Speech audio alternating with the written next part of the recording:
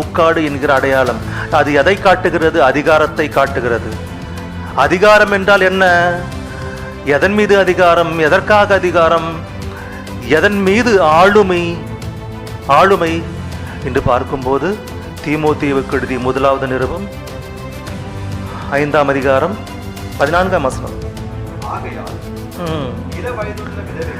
இளம் வயதுள்ள பெண்கள் விவாகம் பண்ணவும் பிள்ளைகளை பெறவும் வீட்டை நடத்தி.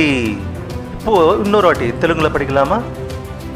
யவனஸ்திரில்னா இளம் பெண்கள் விவாகம் செய்து கொண்டு பிள்ளைகளை பெற்று குருஹ பரிபாலனா வீட்டை ஆளுதல், வீட்டை ஆட்சி செய்தல், ஆளுமை. உன்னுடைய ஆளுமைக்கு அடையாளம்தான் முக்காடு. வீட்டை நடத்த வேண்டியது மனைவி. குடும்ப தலைவனாக கணவன் இருந்தாலும் ஆனால் அந்த ஆளுமை, அரசாட்சி, வீட்டிலே நடக்கின்ற நடவடிக்கைகள் அனைத்தையும் பார்த்து கொள்ள வேண்டியது மனைவியாக.